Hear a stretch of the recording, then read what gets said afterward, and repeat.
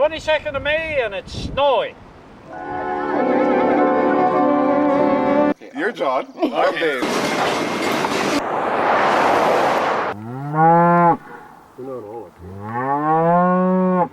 Finally we get some real nice weather.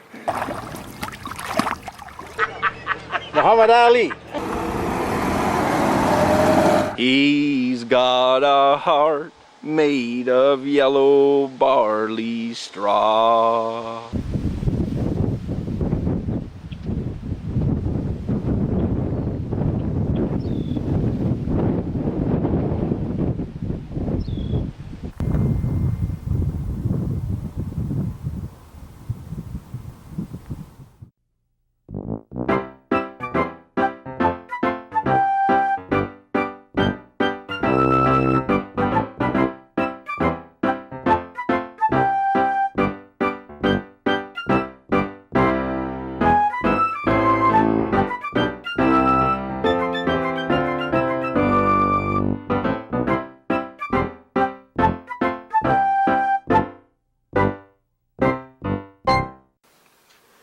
My transportation was a 1-ton international truck, which I still have on my place. It was a 1953 1-ton truck. Is that right? Yep.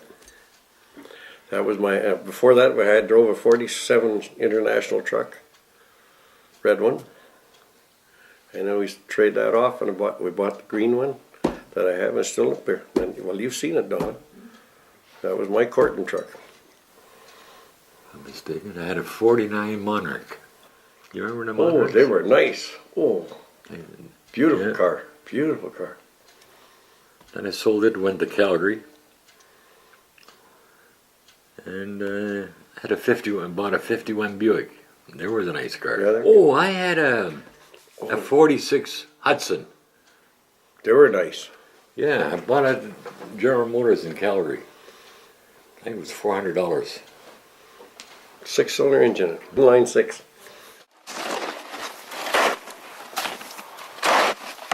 Hi, I'm John. And I'm Dave. And welcome to the winter edition of the Hardware Guys.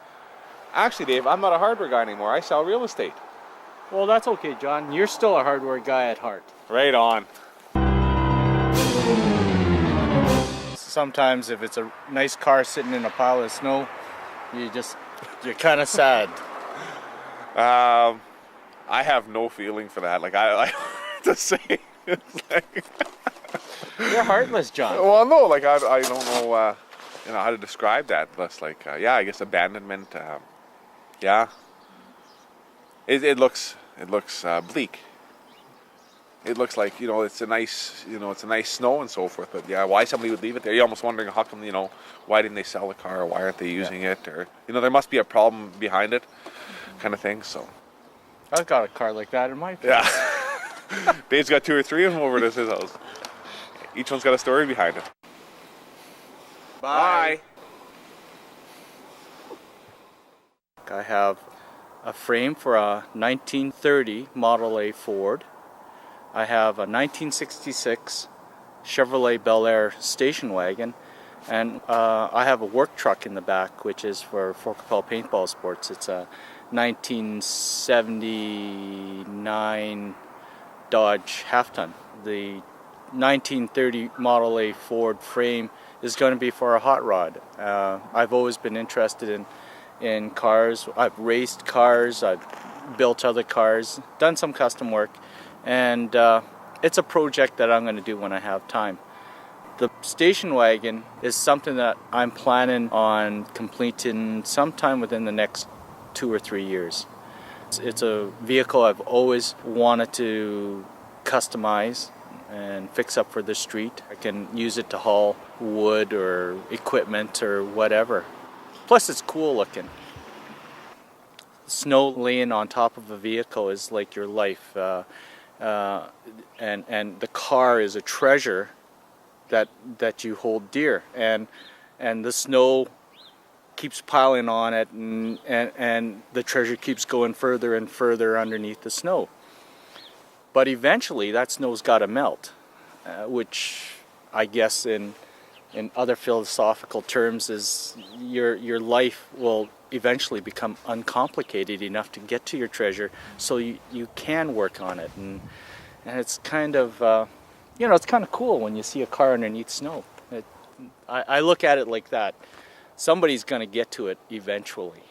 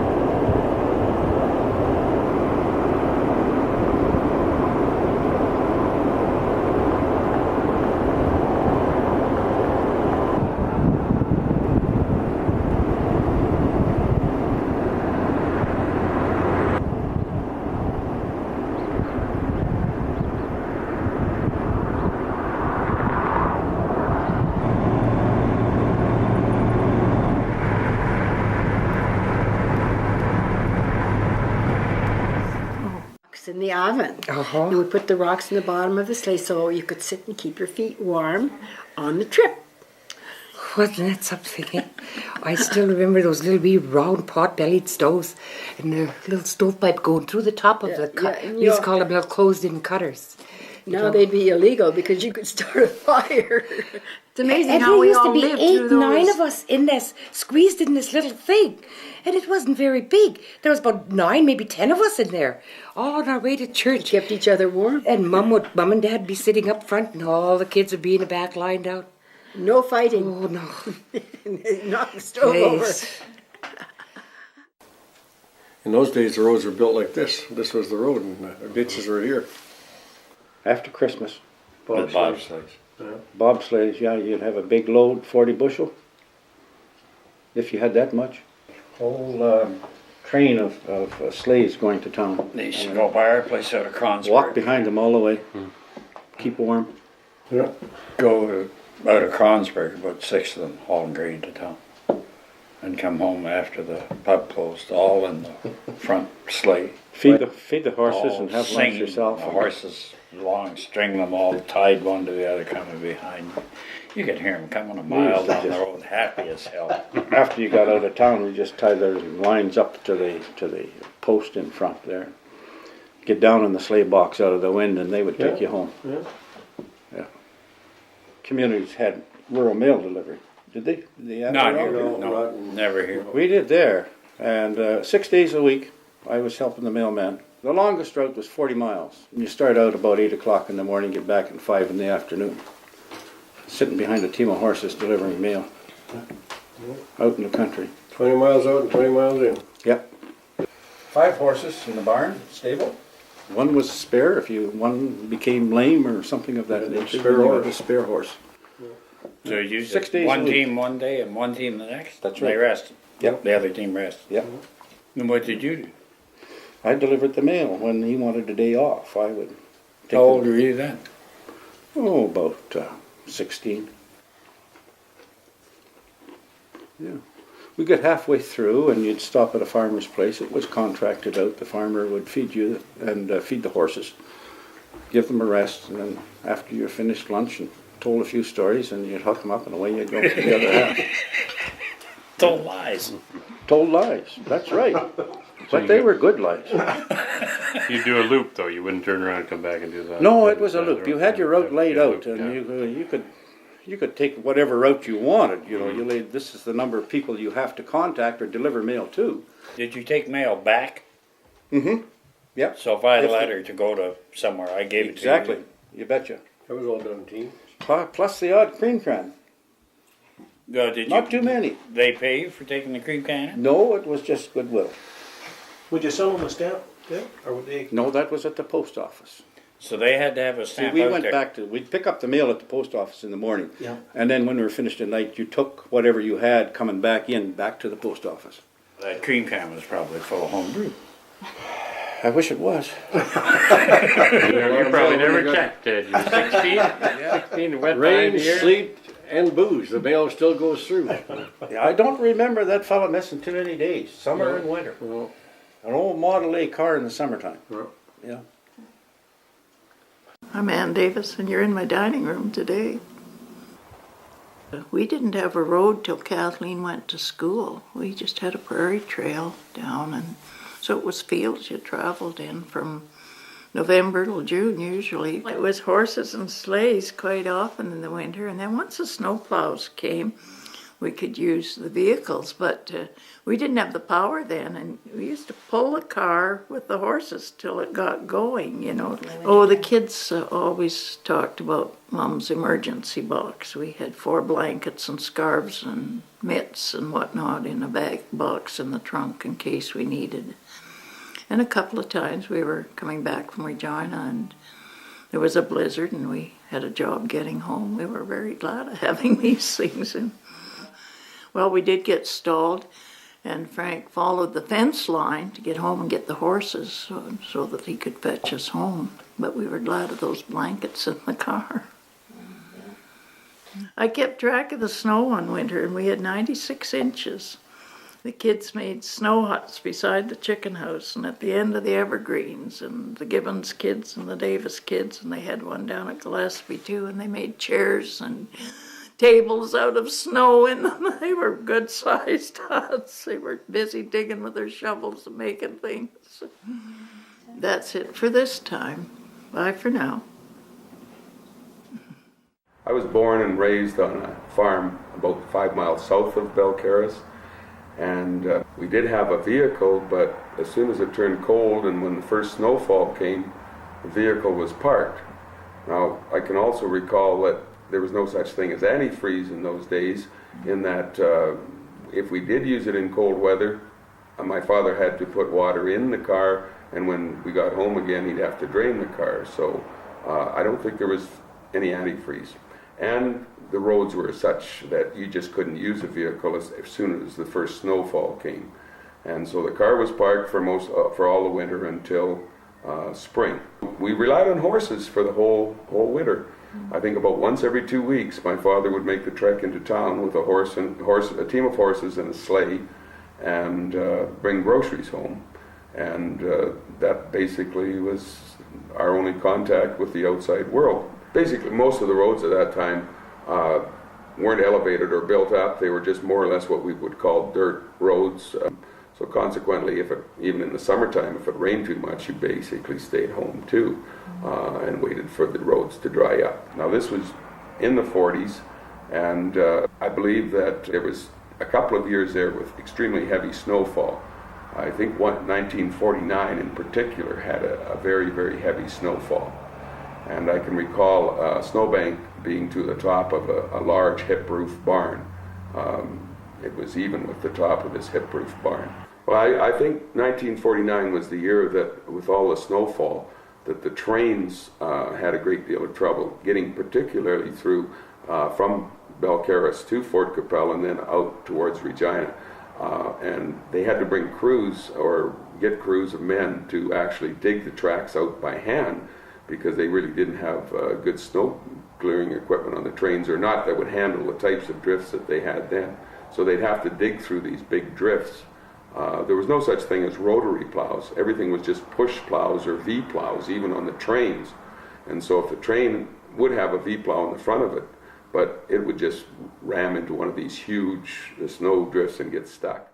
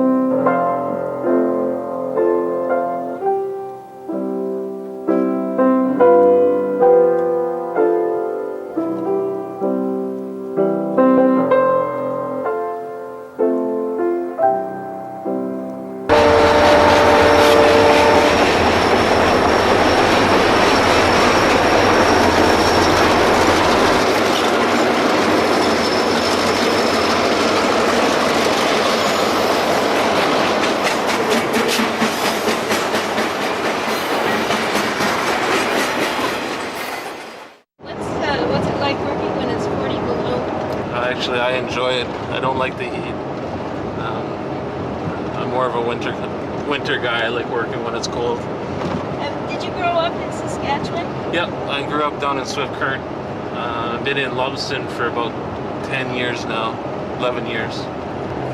Doing ice usually it's in the wintertime when people are out ice fishing and don't know the lake very well, and find a soft spot in the ice and fall through, and call us to get them out of the lake. How often does that happen? On average between 6 and 12 times a year out on Long Lake.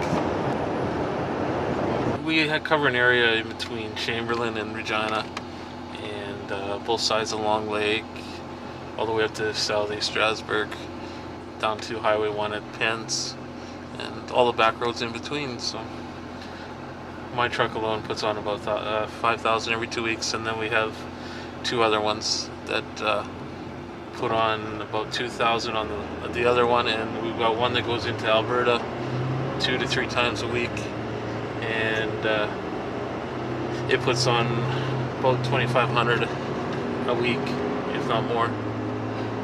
Just moving cars. But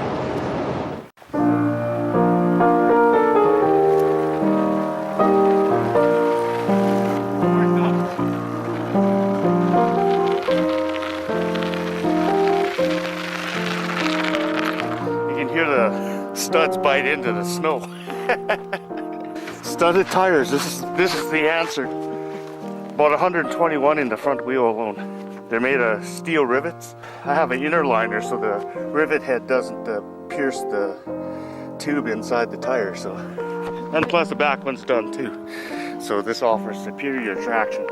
I've had them for coming close to 4 years. I've been using it for winter use. They work real great. I still wipe out maybe once or twice a year, but at least I don't have to worry about slipping and sliding that much. If I catch a rut, that's when you go down, but on a smooth surface like this, it works great. Temperature-wise, it's been pretty brutal this last, like I say, 2 weeks. Ooh, just terrible.